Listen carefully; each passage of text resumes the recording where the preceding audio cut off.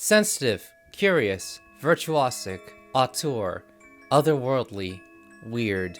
Bjork is an artist like no other, always evolving into her next project, always learning in new instruments and inventing new ones.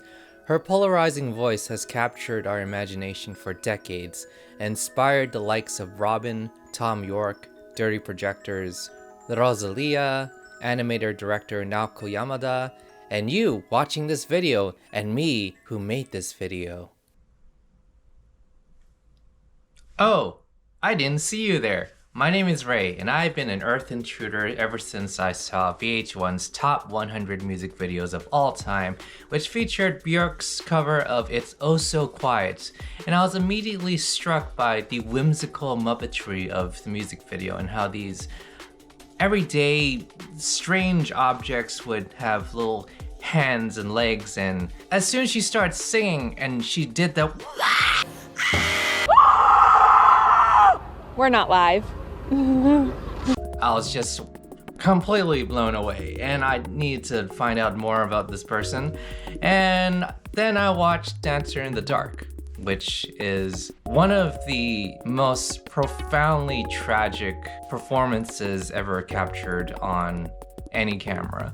And for the longest time, it was Bjork's only acting role because she was traumatized and tormented by the writer-director. And in it, she plays this single mom, a struggling singer who can't get any roles, and she's also going blind. Yeah. Cheerful movie, that one. It was also the time that she wore this really cute swan dress at the Oscars, and she would have these little eggs inside of her dress that she would discreetly place around the ceremony for people to find. And talk about this outfit. This is not your swan song tonight. This is a rather unusual creation. Yeah, my friend made it. It's rather beautiful. Good luck tonight. Oh, thank you. Thank you. That's our Bjork. Have you ever tried singing along to Bjork songs at karaoke? Or heard someone cover one of her songs? If you're like me, you'll start to notice a few things, and before we get there, let's talk about musical tension. And I can't think of a better example than this moment in Tristan und Isolde.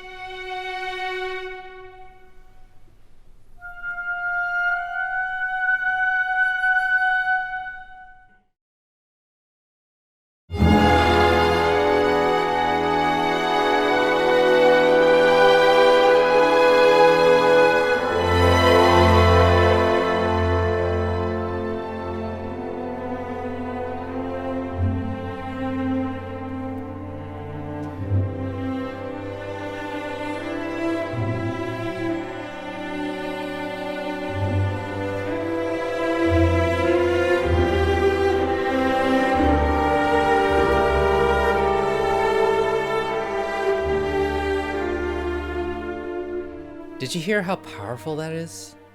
What were you feeling? Sad, scared, passion, pressure, catharsis? The way this piece works is through the use of repetition,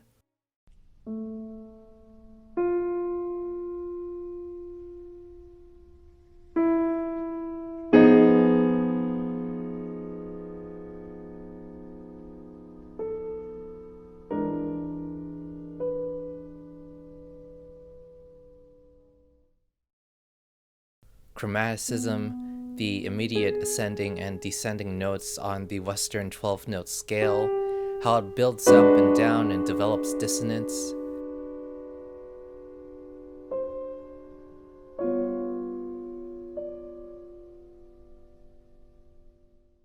The dynamics, how soft and loud it is, the duration of the passage, how long it lasts.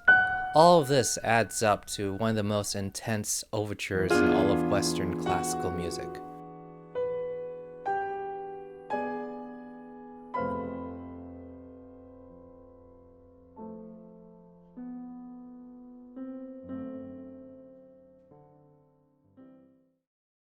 Now, let's return to Mama Bjork and observe how she uses these same techniques with her voice in every one of her songs. Let's listen to how she sings Ovule from the album Fossora. I have placed a glass egg, a ball's fluting, an oval ovule. The melody that she incorporates in this song is very horizontal, meaning that there's only a handful of notes that she uses.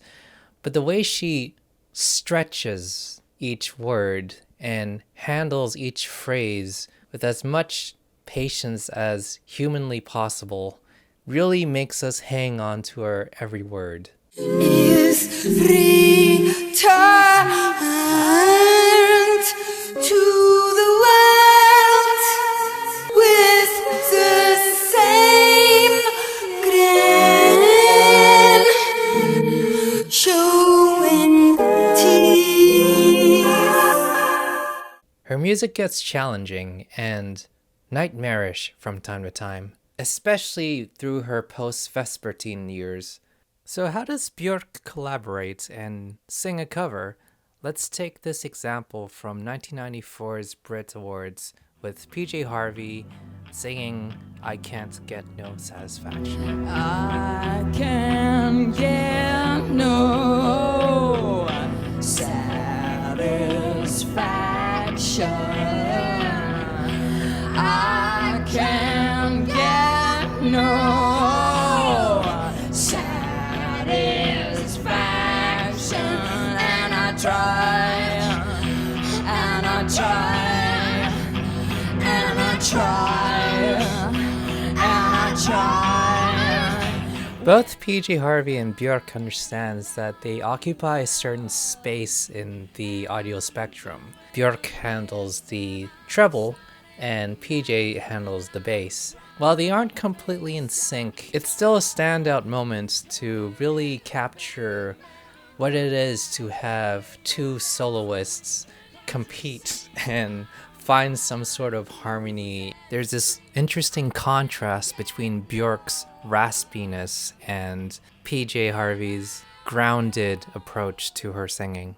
So maybe you're curious about Bjork and ready to dive in. We are spoiled with every kind of Bjork. We have the post-punk stylings of Tapitikuras and Kurk. We have the early new wave alt-rock sound of the Sugar Cubes, ranging from its gothic vibe to jangle pop, the one she recorded as a child before she was in the Sugar Cubes, that no one talks about but is really cute, the one that no one actually talks about for all you sick jazz f***s, the official first album if you need that high-energy electro house hit, the introspective ambient industrial chamber dance tunes of Post and its chaotic evil sister, Telegram, the angrier post-post trip-hop infused experimental art pop classic Homogenic, the score to Dancer in the Dark, someone once told me that it sounded like Star Wars, and it kind of does, the highly sensual and highly romantic